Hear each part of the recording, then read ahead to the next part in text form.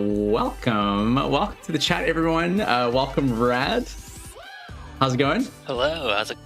Good.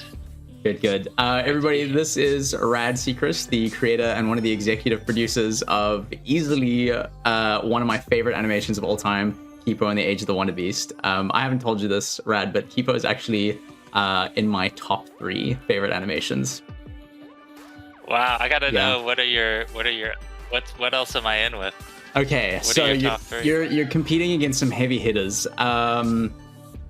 So one of them is one that I've recently watched, actually. Have you ever heard of Infinity Train?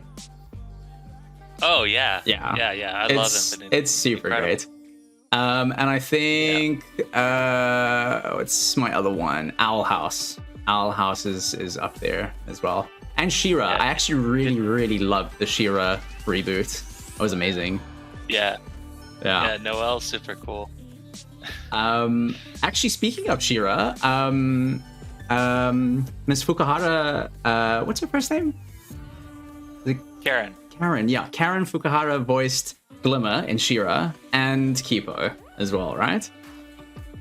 Yeah, when we were doing casting, that was interesting because she was so perfect, and there was a little hesitance because they were like, oh, but she's on this other show, but she was so good. We were like, we're just gonna do it, you know?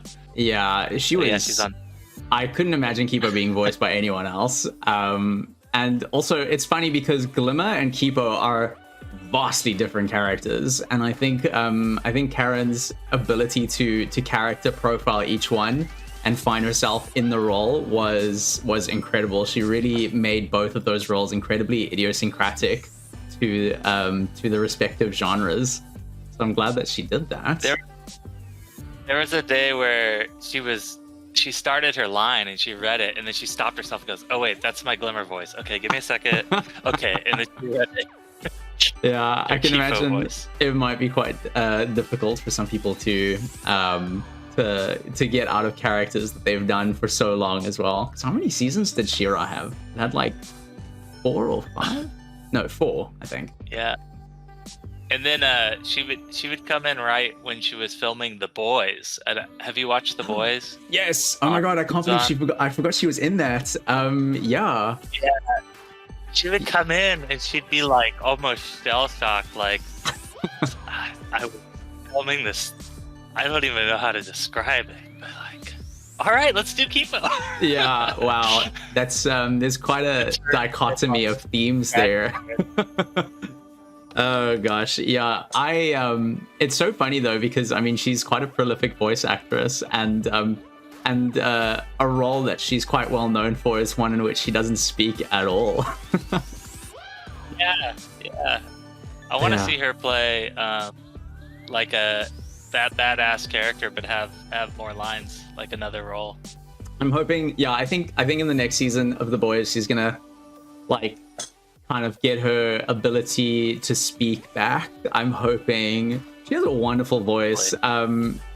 She's just made for voice acting, so it's nice whenever I hear her in an animation or anything. Actually, I'm like, okay, this is gonna be good. Her performance is incredible. What she can do even without her voice is pretty freaking cool. Yeah, on The Boys, just being able to get into quite a serious, because you can't rely on the voice acting talent when your character has no lines, and her ability to really embody that role was quite incredible. And speaking of voice actors, I'm just quickly Googling at the moment. I discovered for the first time today that Dan Stevens voices Scarlemagne. I didn't know that. Yeah. I love awesome. Dan Stevens. It's so weird. He's the only voice actor. Sorry. Oh, go ahead. I was just gonna say, he's the. You go. So he's the only voice actor I've ever worked with that, when we asked him if he wanted to do it, he's like, oh, can I just swing by the studio and hang out with you guys for a bit? So he just came by DreamWorks and I just want to see meet you guys, see what you're doing, and then he was like, yeah, this seems really cool, I'll do this. Okay. But normally that doesn't happen. That's amazing. He seems like a "Hey, really down-to-earth, friendly person in that regard. yeah." And then he would like email us after, like keep in touch. Like, man, I love the show. It was great. Like, it's like, man, he is so cool. Unusual voice profile for Dan Stevens, though. I'm googling now quickly what other things he's voiced. Because I remember seeing him in something else recently where he voiced something that was just so very different for him. I can't remember what it was, but I would never have guessed that Scarlemagne was voiced by Dan Stevens. That's quite incredible. And what an incredible character as well. I'm trying to remember, like, so when he came in to do the first voice record, I feel like he had just been practicing that kind of voice and just came in and just wanted to show us, like, okay, check this out. If I'm remembering right. You know? Yeah. That process must have been really interesting for him. I think, I mean, yeah, I think it might have been Eurovision. The other, I mean, that's not voice acting. That's just acting. But Eurovision, he put on quite a different voice profile.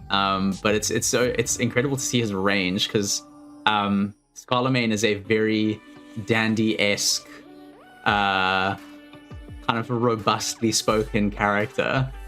So yeah, you had quite the cast there.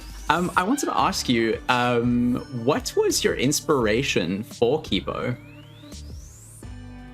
So at the time, I had been working at DreamWorks Feature on the movies for about, I want to say 8-9 years, and I was watching what was happening in television, where there was sort of this renaissance, starting with sort of Breaking Bad, and then maybe more starting with Mad Men, Breaking Bad, Game of Thrones, Walking Dead, where people were doing these, like, really taking television to a new level. Mm-hmm. And when you work on a movie, you're literally going through and shaving off ends of sentences, like you're trying to shave down every second, so you can't really explore a lot of ideas. It's just like boom, boom, boom, boom, boom, and you're out.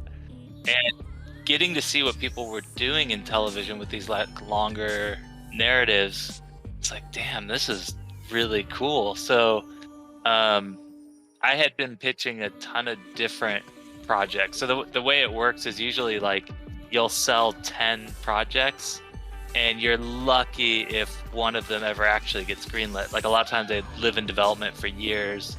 So maybe Kipo was in development for 2 years along with a movie and some other stuff. And I had kind of gotten to the point where I was like, oh, well, that one will never go through. And then I got a call like, hey, you're going to do it. Can you start in 2 weeks?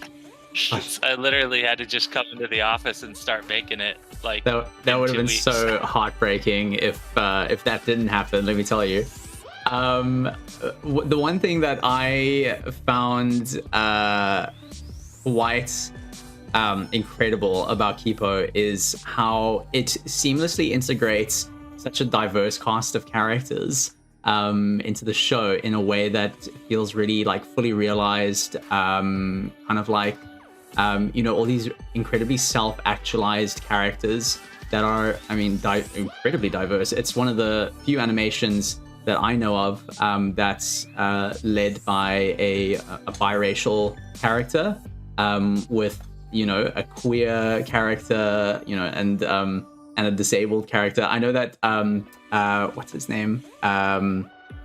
Benson's friend Dave is actually quite a well-loved character for the disabled community, in that Dave kind of represents an aspect of disability inclusion. I think that's really incredible. I did not know that. That's cool. I've seen that around the forums. I don't know how big that is, but I mean, and the one thing that actually got me to watch Kipo, I saw it on Netflix, and I put it on my watch later list, and I never get to those, I have to be honest. But I saw something on Twitter about that scene where Benson tells Kipo that he's gay. And I was like, okay, well, now I have to watch this show because it's the first time I've ever seen an animation. I mean, there are a few animations with like queer-coded characters and characters that are implied to be LGBTQI+. But for me, it was the first show of that nature where somebody actually said without any equivocation or muddled language that they are in fact gay. And I mean, for me, coming from a country where being gay is illegal, and something like Kipo would actually be considered illegal material, it was like, wow, this is amazing. And it's so amazing to think that there's a whole generation of kids who are figuring out their sexuality to see something like that. Because I think if I saw something like that when I was growing up in Zimbabwe, at an earlier age, I think that would have like really made such a difference to me.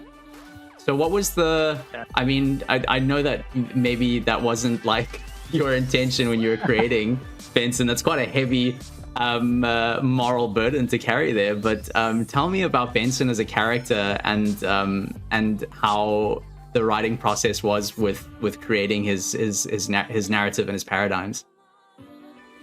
I mean, a lot of what you see in Kipo is a weird manifestation of skateboard culture. So yeah, when I was making Kipo, I had a small skateboard brand, and the kids that I sponsored lived in Inglewood and Watts, and I was skating out in Inglewood a lot.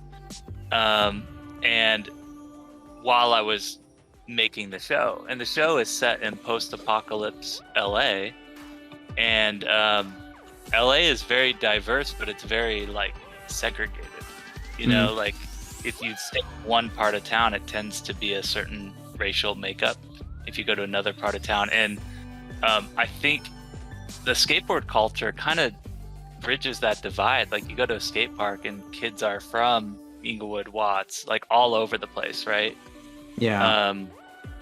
And the Benson character is sort of modeled off my buddy Isaiah, who I would skate with.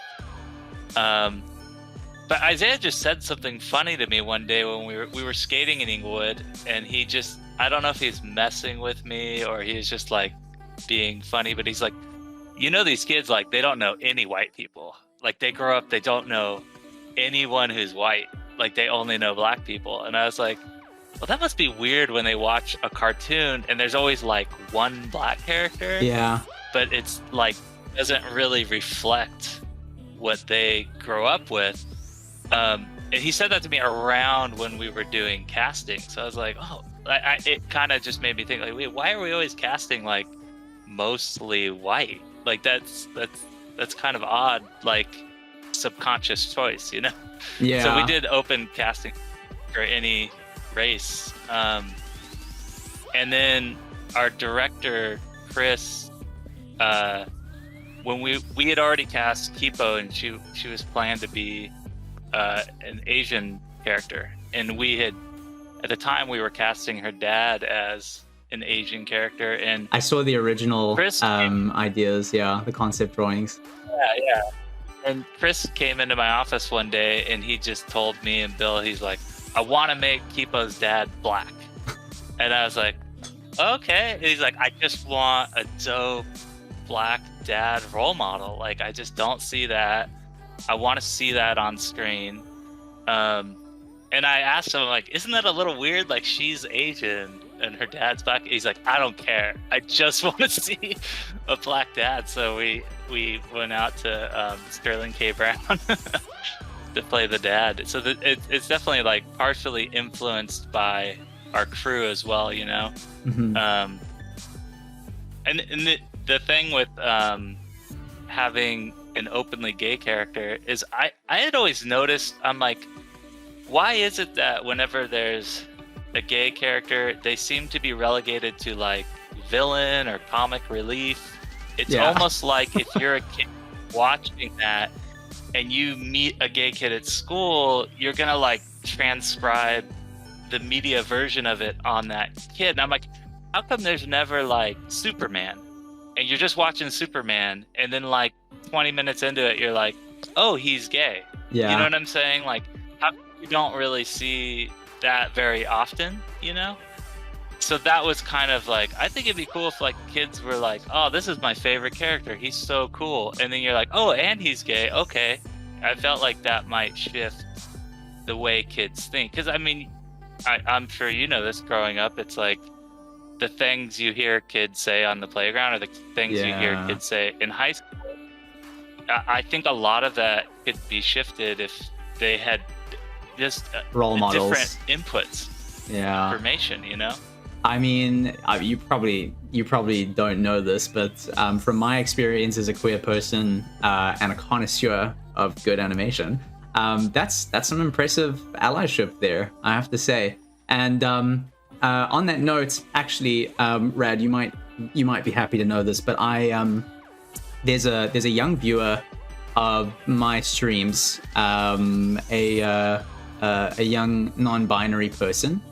And they have struggled a lot with their identity and how they're treated by their parents and things like that.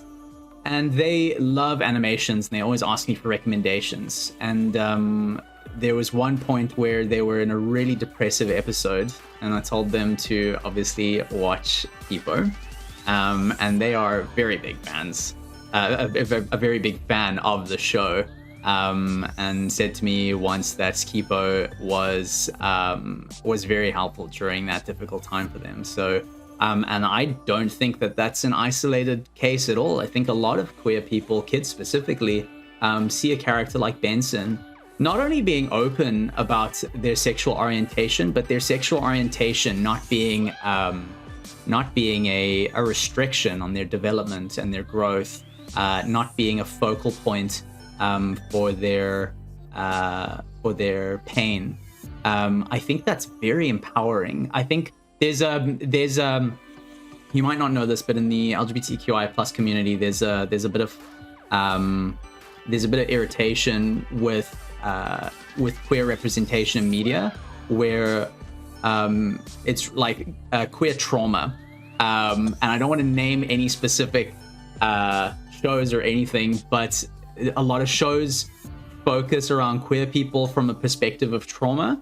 And Benson is an incredible character in that Benson doesn't represent queer trauma. Benson represents queer confidence and queer empowerment. And I mean, Benson is so much more than just a queer character.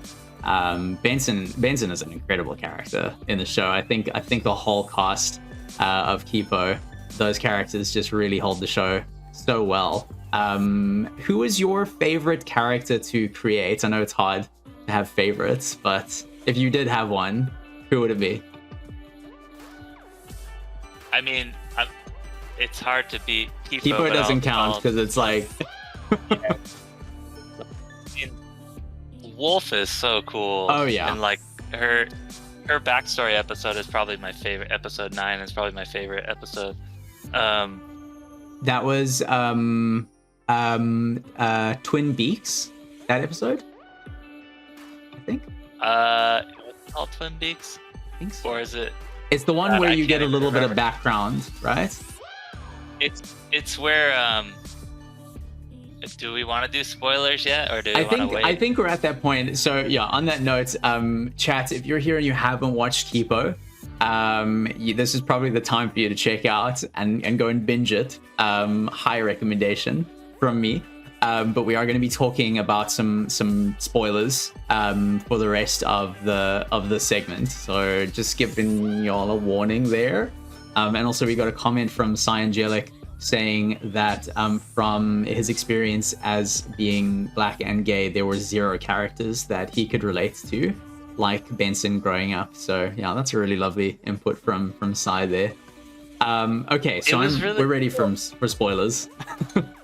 Well, I was gonna say, I got so many messages from people that like they would send me messages like they didn't know how to come out to their family, and they were watching it, and their family member was like, "Oh, that's cool," when they saw that scene, and then that actually let them, "Oh, I'm gay too." Like it let them come out because of it, or it.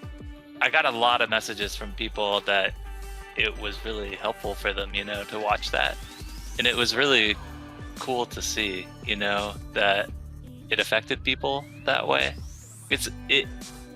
We hadn't really thought of that, like like this could emotionally affect people in such a profound way. Oh yeah. Like we were making, you know, entertainment for fun, and like, oh, what would be cool to see, and oh, I want a cool character, and now this and that, and like, oh, this is a cool plot line, and then to hear back like, man, this really affected my life, was just like, oh my god, wow, that's so amazing, you know.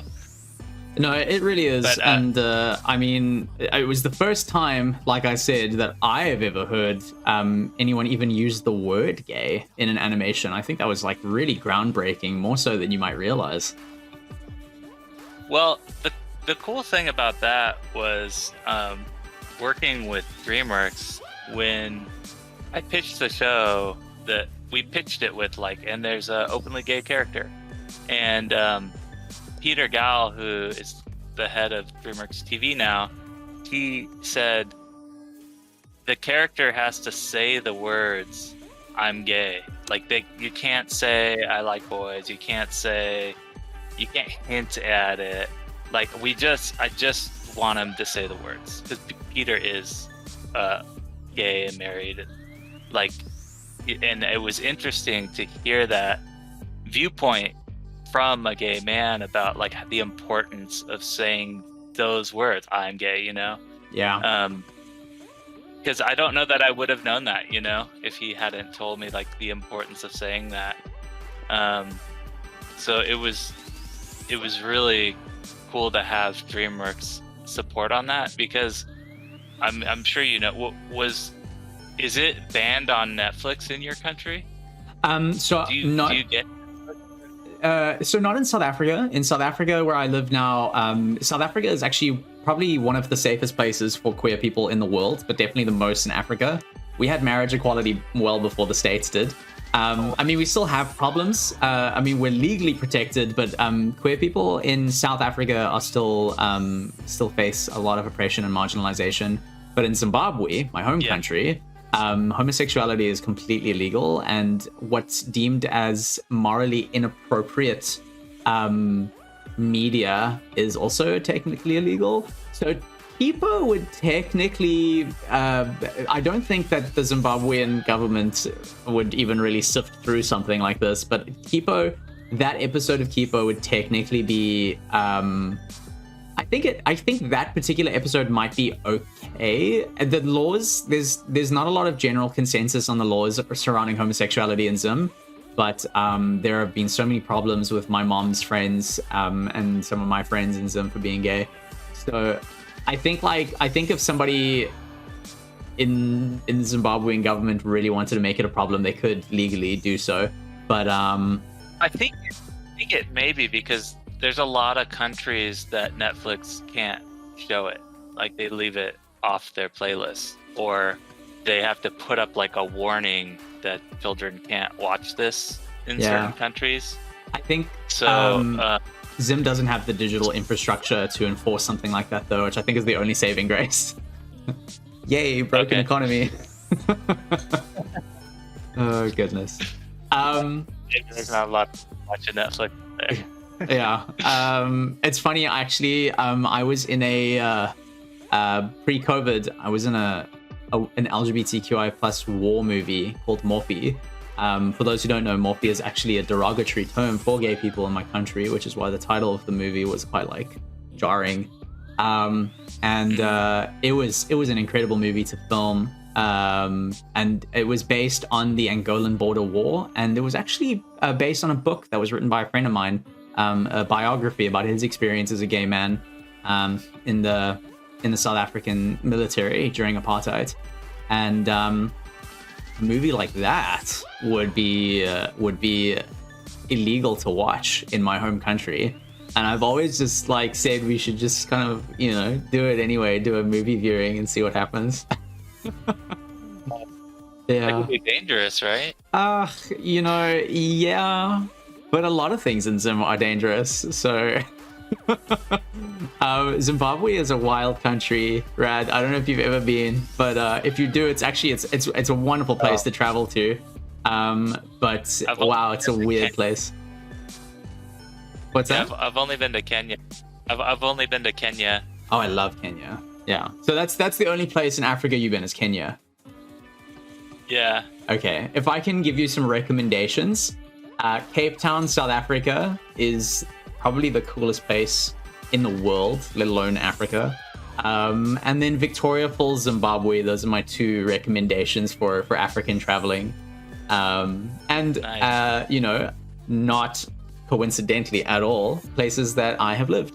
So yeah, they're really great.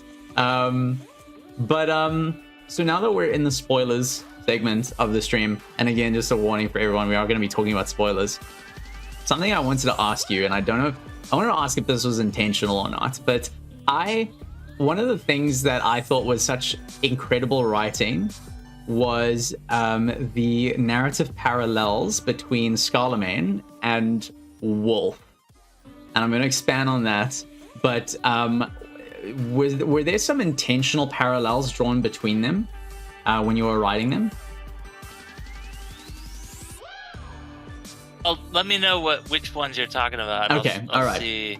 So the one obvious one being that both Wolf and Scarlemagne see Kipo as a sister figure, and you know, towards the end of the final season, when you see Scarlemagne and Wolf go through that kind of like reluctant team up, for the, you know, because they have this mutual interest in Kipo's well-being. It was really interesting to see how Kipo's influence in Wolf's life changed her so much from being not necessarily a villain like Scarlemagne, but definitely an emotionally devoid character who obviously has internalized some of that developmental trauma from her upbringing. And it was really interesting to see how Kipo's influence in Scarlemagne did something very similar for him, because, you know, and it was another thing that was really nice to see is that Scarlemagne is a real well-fleshed out character, in that he actually was done quite wrong by Kipo's parents, not intentionally, of course, but it was such an incredible realistic narrative of like parent figures trying to do the best that they could, but sometimes parental figures do the best that they can, but still get that become a point of developmental trauma for someone's upbringing. And it was really interesting to see how Kipo's influence was very healing for Scarlemagne in that regard. But I think that the parallels between Wolf and Scarlemagne and how they viewed Kipo, how they cared about Kipo, and how Kipo influenced their lives, I thought that was really incredible. I don't know if that was intentional or not. Well, there's something we do when we are creating the characters, and the first is if you put sort of Kipo at the middle, and every time you add a character, you ask yourself, what does this character do for Kipo? So like, for instance, when we add Benson, it's like the thing that's coming to Kipo that she's learning is, hey, this world is horrifying and scary, but also fun, and you can't take everything too seriously, and you need to be able to think on your toes and think quickly, and you can't always plan ahead. You got to go with the flow. Like, those are the kinds of things coming from Benson. Whereas Wolf is like, sometimes you do have to take some stuff seriously, and you do have to plan and make a plan, Yeah. But if that was the only thing, and you would be not quite fully fleshed out, you need that. Well, what happens when you need to think on your toes and have a good time? And then even Jamak, it was like, the world is not black and white. It's a little gray, and like he's a little good and bad. What can you teach somebody in a non-black and white world? And then, God, what was Dave? Dave had something. I'm trying to remember what it was. But so Dave when you're was just adding a chaos. character, you're thinking about like what they're doing for your main character, and then our version of our narrative is the classic. Either your main character has a arc where they go through something and they come out on the other end changed, or they are pretty steadfast and they change the world around them. So Kipo is that archetype where she's pretty steadfast, but she changes every single person. So then you start looking at every character and you go, okay, then what's changing about each one of these characters? So in the case of Wolf and Scarlemagne, we would ask ourselves like, okay, where are they starting at, and then how is Kipo changing them? What's their underlying problem that needs to be addressed that they don't want to face? I actually really like that you brought up Jamak, because I thought Jamak's kind of paradigm progression from realizing, like, am I the bad guy? I thought that was really incredible. And every time he came into an episode, it was he's just like a really well fleshed out character. And I think it's quite easy for people who do what you do to look over characters like that, because they don't play like they don't play like the biggest role. But it really felt like he was a fully realized character. And I mean, the same can be said about all characters in Kipo, really, which is why I think the whole story is quite incredible. But Jamak's character really stood out to me. It was just so nice to see somebody have this quite intense internal conflict with their own morality, like in understanding that what they do is quote unquote wrong, but then internalizing how much doing the wrong thing has hurt them from a moral standpoint, and realizing that they can change. I thought that was pretty cool. Yeah. My secret to creating things is honestly just being a fanboy and taking the things I'm a fanboy of and doing my version. So Jamak is basically my fanboy version of Jaime Lannister, and like going from one side of the coin to the other. And even when Jaime got his hand cut off, originally Jamak was supposed to get his tongue cut off. Oh god. But we went with the tie to make it more kid friendly. Yeah, symbolic. But it was that archetype of going from one type of character, making them go through a trauma and flipping. The bummer thing about the one thing I wish we could have done that they wouldn't let us do is I wanted to do entire episodes where we explored the other characters. So I wanted to do an entire Jamak episode. I wanted to do an entire Benson and Troy episode. I wanted to do like just a Wolf episode, and they told us we couldn't. I actually know this about you. I was going to bring it up. I can't remember where I saw it, but you also wanted to do some spin-offs in the universe of Kipo. Yeah. Oh, if you ever do, that would be great.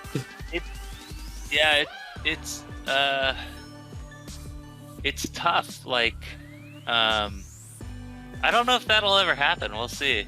Even trying to get comics made, or anything made, it's difficult. Like, I don't own the rights, so it's just difficult to try to get approval on anything. Yeah, it's like the Legend of Korra. When they continued at the end of the Legend of Korra series with the comics, I mean, like, not to shade Nickelodeon or anything like that, but I was so annoyed that at the end of the Legend of Korra, there's this obvious chemistry between Asami and Korra. I don't know if you've seen it. You probably have. I've seen the YouTube videos on it, but I haven't actually watched it all the way. So, canonically, as confirmed by the post-series comics, Asami and Korra actually develop a romantic relationship. And at the end of The Legend of Korra, you see them have this very tender, intimate moment, but like, they did it in such a way that anyone could look at it and be like, oh, they're just really good friends. And then in the comics, they flesh out their relationship quite well. I think the comics did so much justice to some of the untold narratives in the series, but I also understand that it must be really difficult to produce an animation of that nature and cover everything that wants to be covered, as Mel said in the chat there, just gals being pals, yeah. It's also very difficult, like, I mean, I've been working on movies for years, and in America, they show the movies to these groups of like moms, and they'll come. I remember I was working on a Madagascar movie, and one of the moms was like, "Are you trying to turn our kids gay? Take this part of the movie out." And they kind of like that, you know, like Kipo's a very niche, small audience. We're not like a very wide, like huge audience, and even something like Kira is not like a very wide audience, and they have this whole like 4-quadrant, we need to make back 400 million. So you'll notice like in a Disney movie, sometimes they'll put one line in that can easily be cut, you know, yeah. so that they could release it everywhere without that part of it.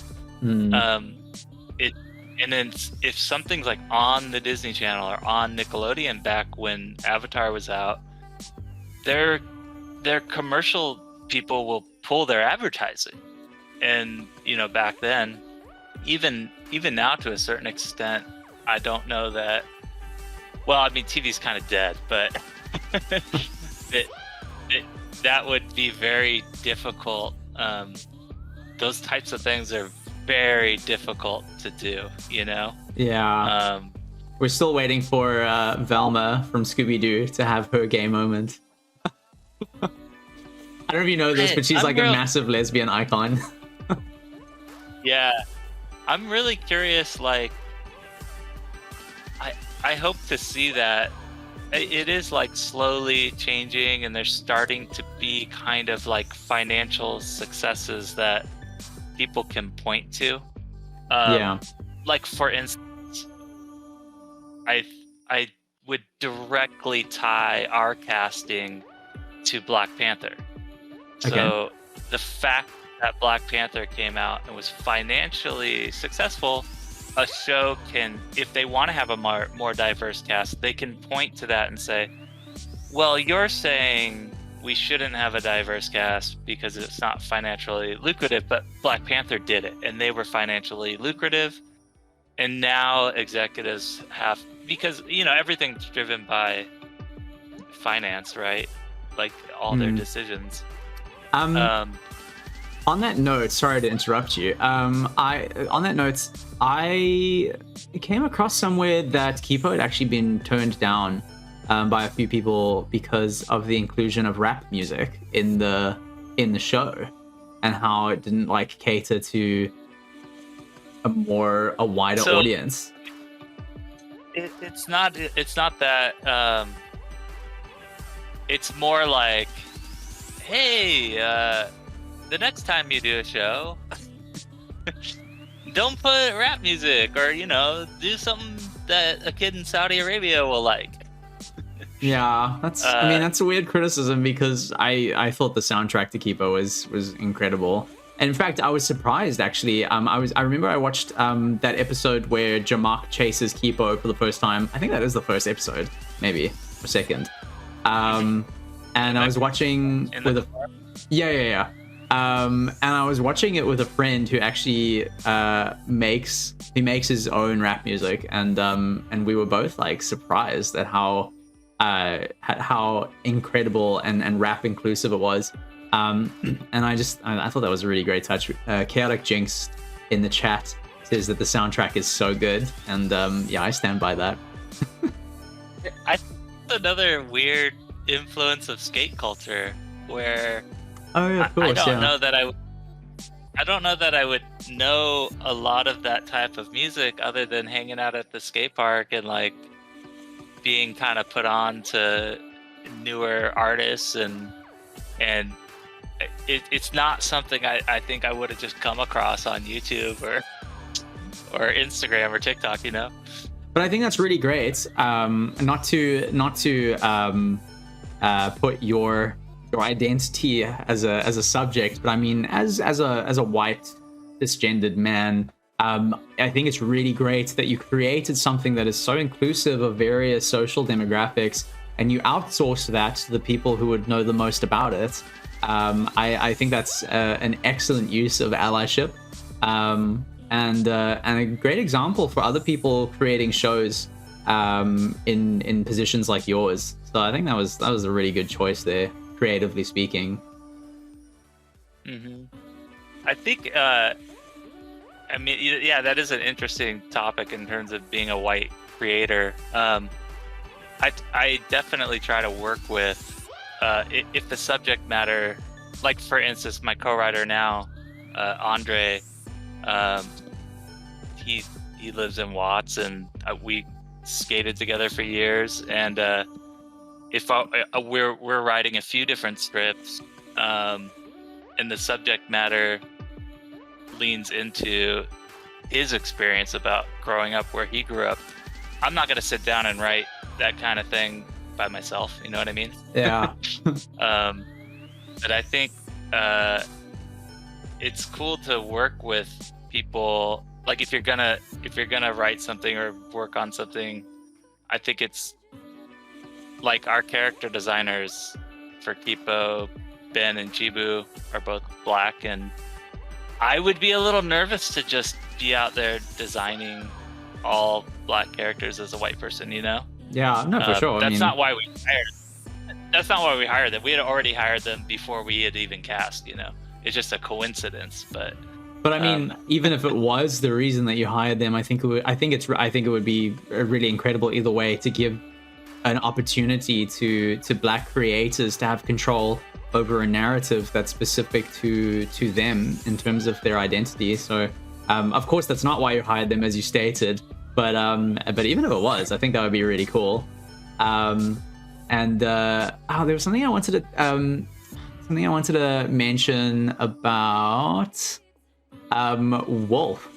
I don't think the segment would be complete if we didn't talk about the harrowing developmental trauma that Wolf has with her quote unquote family and her sister Margot. Is it Margot, her sister? I think her wolf sister. Yes. That was incredibly dark. But like in a really like impressive way. It was really I think really cool to delve into a darker space for a character like Wolf to really kind of unpack and expand on her trauma and why she is the way that she is. And what I thought was a really awesome cathartic moment was towards the end of the show where Wolf bumps into Margot again. And I think so many shows, especially shows for kids, make the mistake of like, oh, you know, friendship and apologies fixes all wounds. And it was really interesting for me because I wanted to see how that narrative would play out. And what I noticed was that Wolf forgave Margot for herself, but never reconnected, never reestablished the relationship. And Margot ended up not being a great character. A brilliant written character, but not a nice character. I mean, she like betrayed Wolf again.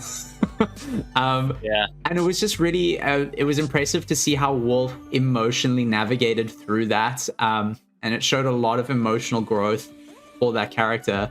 But equally as impressively, how Kipo handled it as well. Kipo stepped back and gave Wolf that space to explore her emotional autonomy with what, you know, that conflict, but also at the same time was like, you know, I'll kick her ass if you want me to.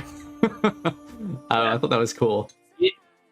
It's funny, there's two narratives that I always see in media that always bother me. One is this idea that I personally feel like if your family are bad people, it's totally fine to cut them out of your life. Exactly. Like I don't like this narrative that like, well, that's your family and no matter what you got. It's like some people are not. It's not good to have them in your life. You know what I'm saying?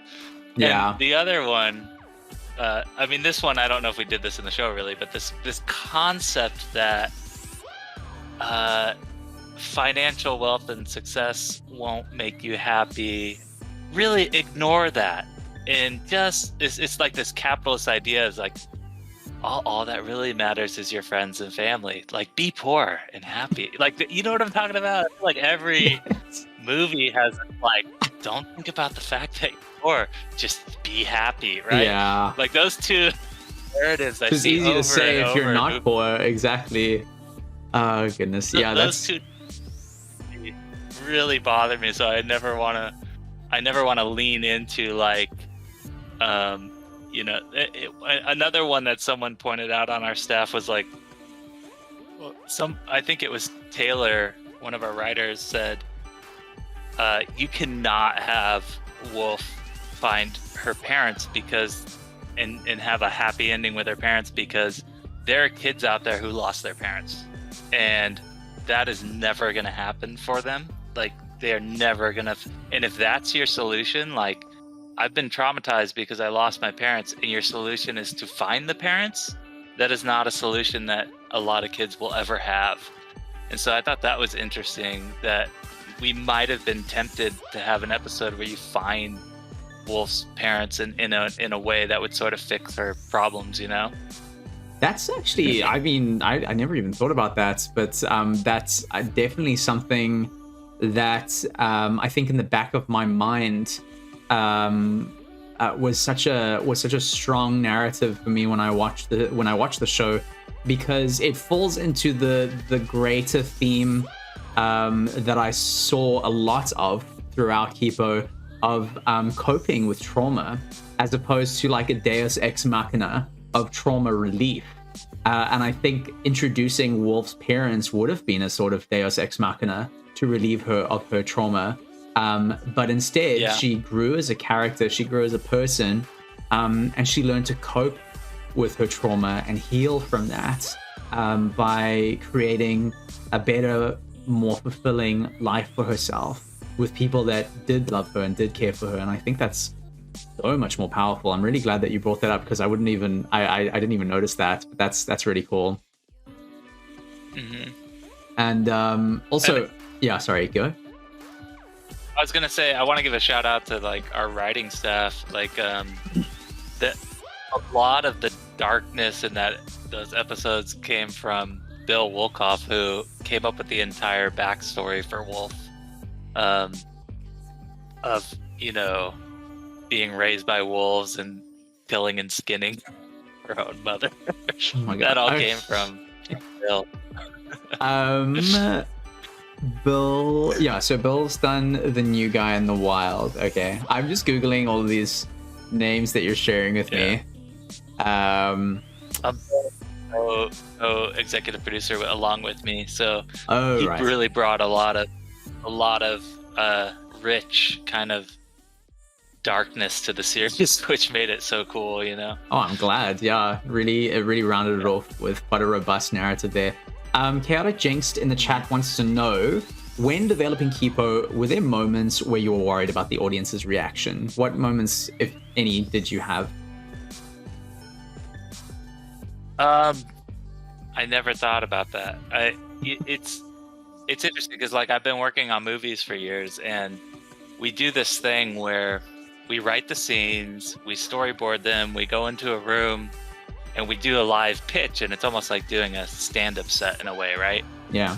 And we would do this every 2 weeks, and so you write a scene. You might get a rough handoff, like, okay, go write a scene where, like, say on Boss Baby or something, they're like, he's chasing him around the house, and he's trying to get a tape or something. Okay, go away.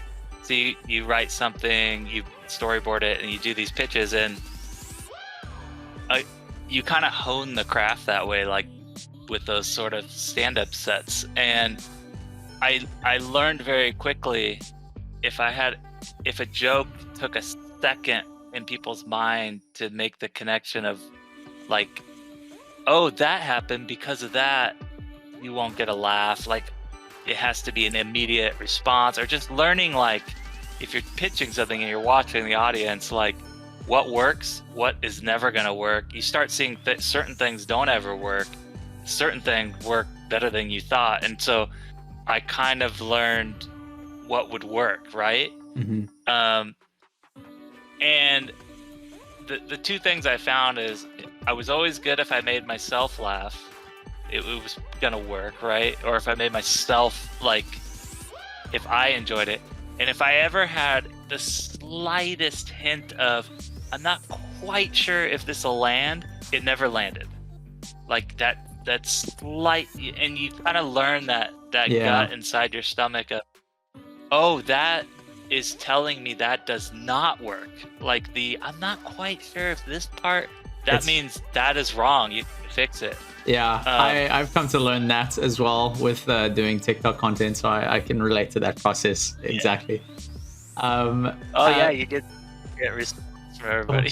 I unfortunately have a compulsion to read every comment that's ever left. I can't always do that, of course, but I go through like a lot of the comments in some of my videos, and most of them are really incredible and supportive and loving, and then sometimes I'll get like one comment that I obviously in the back of my mind anticipated, because I mean, like, you know, you gotta know what some of the reactions are going to be, and I just read them sometimes and I'm like, wow, this is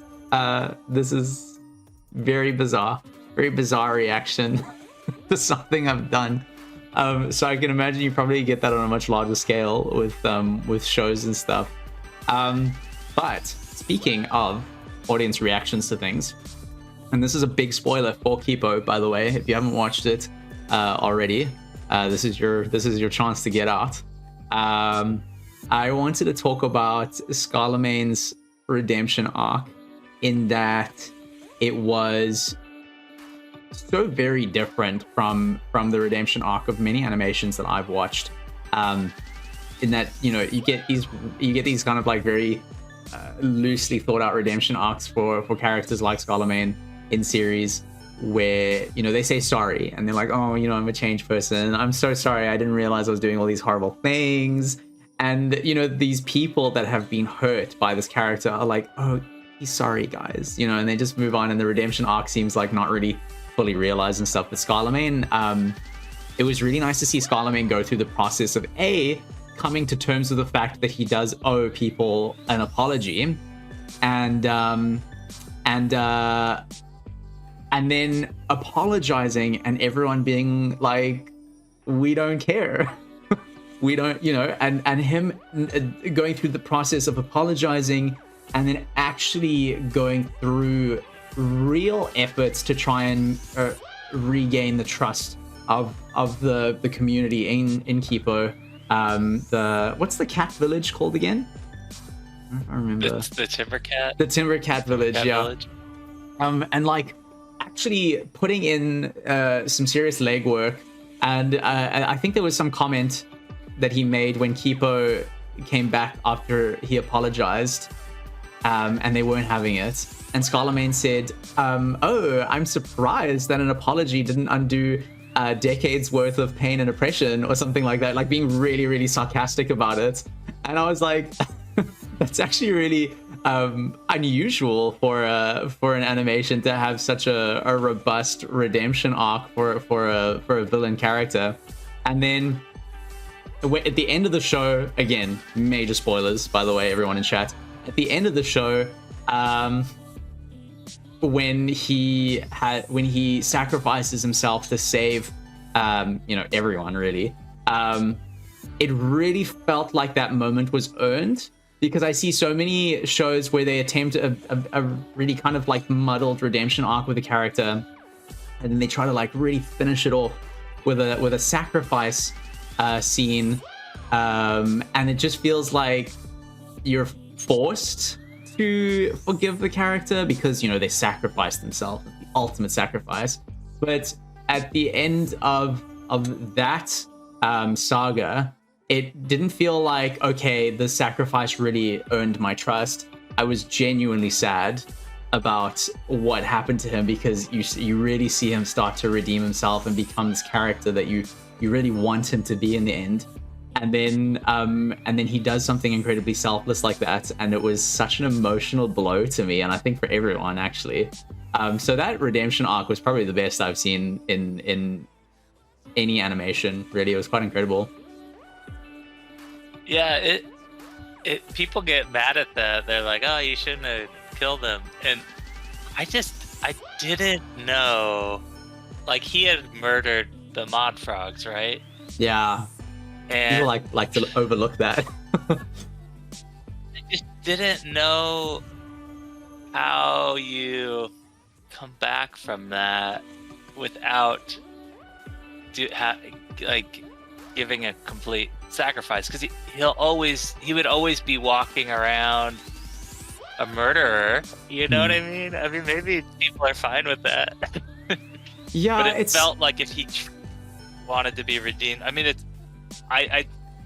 it's interesting because we kind of tried not to do a lot of tropes. Like, if there's something you've seen too many times, we kind of tried to do it a different way.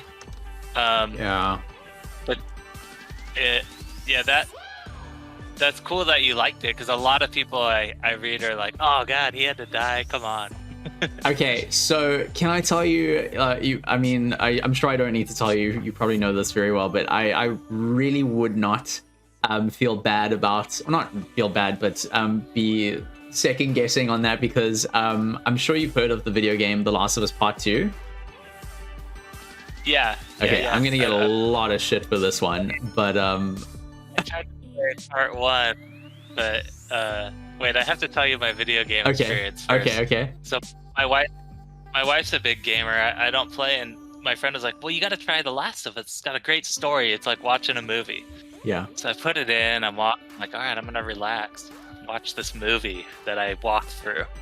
And then people start shooting at me, and I'm like, this is stressful. Why would anyone want to do this? And just put the game down and stop. Okay. I won't hold that against you. It'll take all of my strength, but I'm breezing over it. I really think that you should maybe give that another try, or at least watch your wife play it. Because I agree with what you've been told. The story is so incredible, but there was a lot of controversy with The Last of Us Part 2, where, and I won't spoil it for you because you haven't played, a very integral character dies, and the whole video game community made such a stink about it to the point where they were review bombing. And I remember when I streamed it on the day of release, and it was so bad with trolls. It was around the time there was a sort of socio-political controversy called Gamergate, where a bunch of, you know about Gamergate? Yeah, I don't even like talking about Gamergate. Gets my hackles up. But it was around the time where the Gamergate movement was like at its highest. And it got to a point where people were trolling my stream and other streamers' streams so frequently because we were playing the game that I had to make chat follower only mode for 5-minute long followers. I had to ban a whole bunch of keywords that pertained to the game itself. So I had to ban words like Ellie and Joel and death and turned and zombie, like just random words.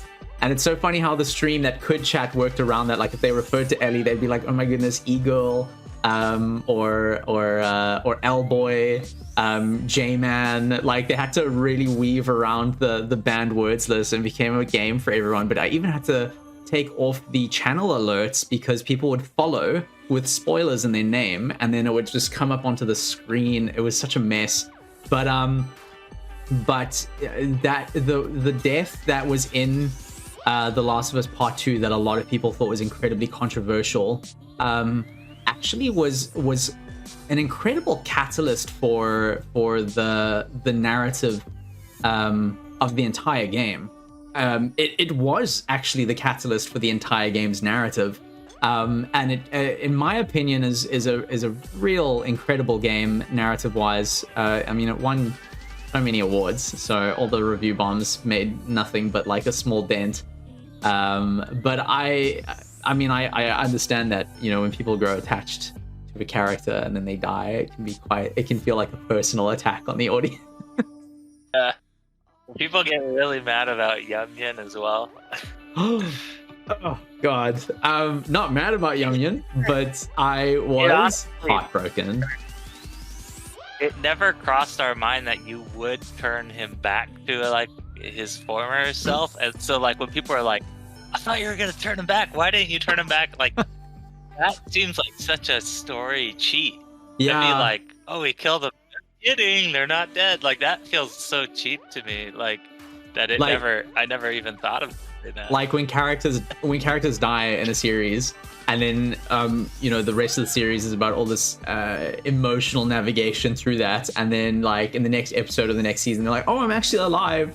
It's like, okay, what was all of that for then? What was all of this a narrative process for?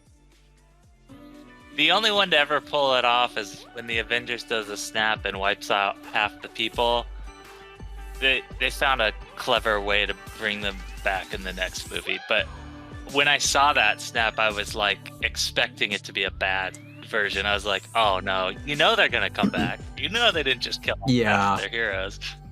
Yeah. But they did a clever way of doing it. I actually just, speaking of which, I just watched the the Black Widow movie, and the whole time I was watching it, I was like, I feel really bad for watching this because I know that Black Widow dies in Avengers Endgame, and I was like, why didn't they do this first? So that her death, which I felt was very throwaway in Endgame, felt like more poignant. I don't know. But it's funny. I actually watched a video on the mutation of some of the characters, and it's a lot of the YouTube videos that I've watched that touch on that subject were very impressed by how well the narrative was handled, and that the characters that were demutated didn't go back to normal, and they were still looked after and loved as animals. You see that really sweet scene with Young being looked after like a house cat, and it was just like, my cat looks like Yum Yum. Oh really? Yeah, it was just nice that people learned to live with the trauma and still kind of go on with their lives. But it was so sad. We have Fusspot in the chat saying one of their favorite things about Kipo was the fact that things didn't just magically get fixed in the end. Props for making plot points actually matter. That's exactly right. That's what I think as well. What was the decision making there? Wait, what's that? What was the decision-making process with that? I mean, was it something that you really had to back and forth on as to whether or not it was going to be resolved? Or you mentioned earlier that it didn't occur to you that people would even want them to come back to normal or want, It never even crossed our mind that you would bring them back. We just assumed when they got turned, they returned. We did think about who would raise the stakes the most, and we felt like turning Yum Yum. It's a toss-up between probably Yum Yum and Jamak, right? Like, do you lose Jamak or do you lose Yum Yum? But I think maybe a kitten's more adorable than a frog. It's also nice that Jamak then had the opportunity to continue his moral growth as a character, because it would feel really weird, for me personally anyway, if Jamak went through all of this this moral and ethical paradigm shift only to then be turned into a frog that wasn't self-aware at all. You know what I mean? So I think that was maybe a good choice there. It's also interesting to see how things evolve from what our plan was. So like our plan was the final battle was going to be Amelia leading all the humans into battle and Scarlemagne leading all the mutes into battle, and they were going to come onto like, a Game of Thrones style war field and have a giant epic battle. And it's like when we started doing the Scarlemagne redemption arc, it started showing us that didn't seem it went down that path where Scarlemagne and had been actually kind of, wow, Kipo actually changed him more than we were expecting. I don't think he would go do that. And it turned into that scene where him and Wolf go to kill her, but they actually stopped themselves, you know? Yeah. And the ending kind of changed because we weren't foreseeing that connection with Kipo and Scarlemagne to that level, you know? No, I agree. I think that was an incredible narrative choice, and it's really interesting for me as a fan to hear about how organic that writing process is and was. But I do want to touch on 2 more topics because I don't want to take up too much more of your time. Yeah. But Let's do it. The one was again, I don't know if this was intentional, but the parallels between the scene where Kipo's mom and dad cover Scarlemagne with the blanket to protect him from the demutagen, and the scene where they give him a blanket as a baby for the first time, and how far their relationship has come and how much their relationship has changed. It felt like a really healing moment for Scarlemagne, having both of them protect him like they were supposed to when he was a baby. Was that like an intentional parallel, or? I mean, they definitely needed to be the ones to protect him. I actually would have to check with. I'm kind of curious to go ask Joanna and Christine, our writing supervisors, if specifically using the tablecloth was meant to be a visual metaphor of the blanket. I actually don't know. That may have been a very specific metaphor they used, but definitely the fact that it had to be them kind of making up for the fact that they did them. Yeah. When he was little. I thought it was really cool. And then the final thing I wanted to touch on. Before that, this isn't something we have to discuss, but I just want to let you know that I loved every scene of the 3 goats, the three kind of like prescient goat women. When I first saw it, I was like, this is the most bizarre thing I've ever seen, but so on brand for the show. And I really loved it. I really loved it. It was the first time that it seemed to delve less from like the science fiction elements and more from like the ethereal mystic. I thought that was really cool.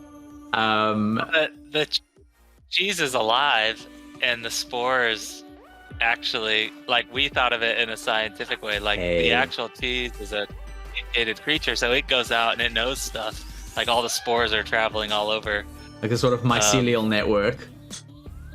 Yeah. Okay. Okay, that makes so much sense. That I mean, I didn't pick up on the science fiction element, but even outside of the science fiction element, I thought it was just like such a fun part of the narrative. But I think for me, the most impressive part of the storytelling in Kipo was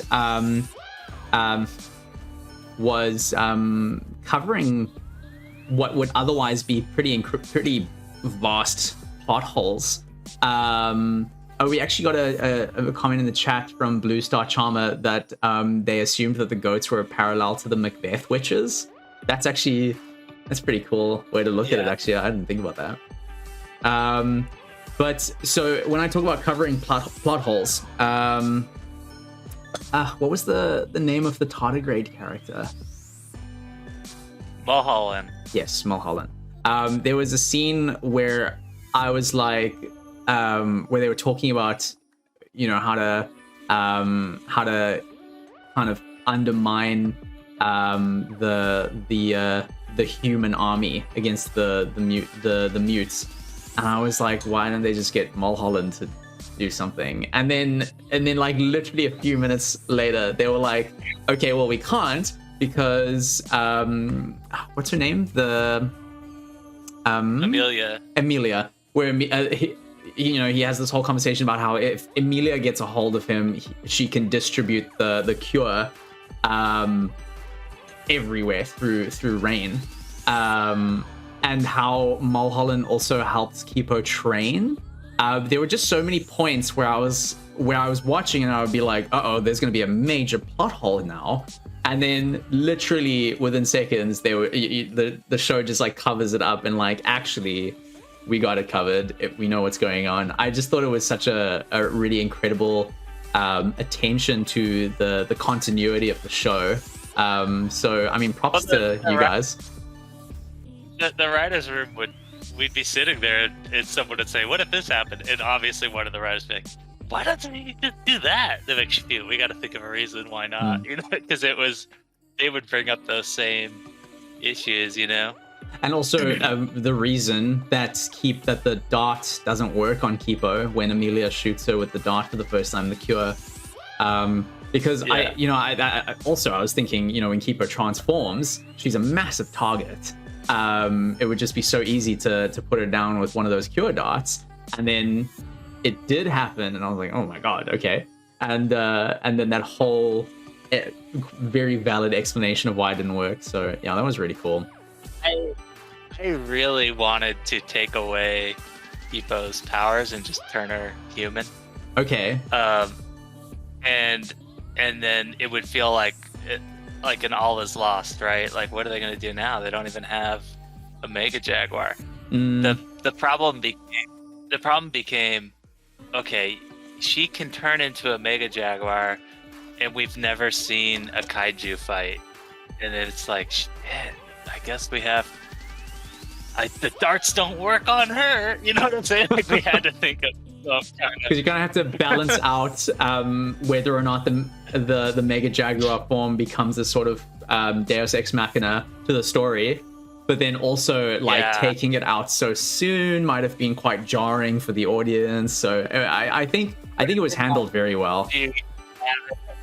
It would have been like, why did you even have it if it's just gone now? It never did anything, you know?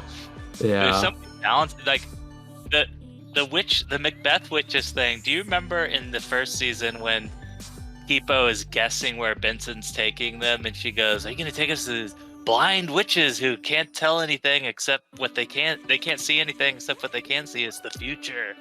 And Benson's like, "What the fuck? No, we're going to this convenience, you know." I don't know if you remember that. No, I'm going to rewatch it though. So it was kind of like making fun of the trope, because like in fantasy, whenever you can't figure something else, you got to go see these 3 blind witches and they'll tell you what to do, because it's like a classic kind of a trope. I'm getting vague flashbacks of what you're talking about. I'm going to have to refresh it with another binge watch. So we were ready to start season 2. We were probably like a week away. We were about to hand out the script, and season 2 was completely different. And we got notes back from Netflix like, you can't do any of this. You have to change all of season 2. Like a week before we were ready to go. So we literally had to write that season 2 episode 1 like in a day. And I think we were just like, fuck, let's just do the blind goats. Oh my goodness. Because we had to blast through it. And it's funny because I told my wife when that season came out, I was like, wow, season 1 was okay, but god, man, we had to basically write this whole season 2 in like a few days. People are gonna hate. If I may ask, she watched it. Sorry, go ahead. No, and then she watched it. She's like, I like that better than season 1. I was like, wait, really? I was gonna ask, if you're comfortable to talk about it, how was that different from what ended up happening? What were the differences, the major ones? Well, it was that thing I was talking about where we wanted to do all stories about like an entire Jamak episode, an entire Benson episode, and so the plot, it was a slow burn where they didn't actually need to get to the dad and rescue him or find out stuff like for a while. We actually had some slow burn time to do these other episodes, and it became a thing of every episode has to be about Kipo and her path. You can't do any of this other stuff. It's like, damn it. So like we had to very quickly reroute, you know. I see a lot of value in expanding on some of the other characters' narratives, so I'm sad that we missed out on that. But I agree with your wife in that I really liked that. It felt like such a relief for me as a member of the audience when Kipo actually does find her dad, because so often they save things like that for quite late in a series. Say again? I said maybe they made it better when they gave us that note. I mean, I couldn't say without seeing what you would have come up with the team there, but it was actually quite nice for me to see that she actually did find her dad, and then her dad becoming a part of the cast and the narrative with that like subplot that he had going with Dave was quite adorable. I think that was a really good choice there. But on that note, boys night. Yeah. But I would still be very much keen to see a comic or a post-series book or some spin-offs if ever you get the opportunity to do that. I know you've stated that you want to, so I hope that you do, because it would be very cool. Yeah, it'd be fun. I'm pretty sure at some point, maybe 5 years, 6 years down the road, when it becomes sort of a little classic, or I mean, Iron Giant was a bit that way, where nobody saw it when it came out, and then it sort of people found it later. So maybe something like that'll happen. Then it'll get a second wind. Or a video game. Dude, one of the largest video game companies came and asked them if they could make it into a game, and they wanted to do it. Of Kipo? So far, yeah. And what happened with that? Could have been a video game. I can't speak on business, but that's fair. I'm so mad. Okay. I wish that could have happened. Okay. Well, I feel secondary pain on your behalf there, because that would be amazing. But it's never too late. I'm sure there are lots of companies that would be interested in the IP there. Yeah, reach back out again. Try to do it. But anyway, Rad, I don't want to take up too much more of your time. We have been going for a good hour and 20 minutes, and it's been a lot of fun.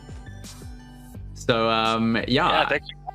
You are very welcome. Thanks for being here. And before we send everyone off, let's do your socials. Where can everyone find you? Where are you most active? And anything else you want to touch on before we close off?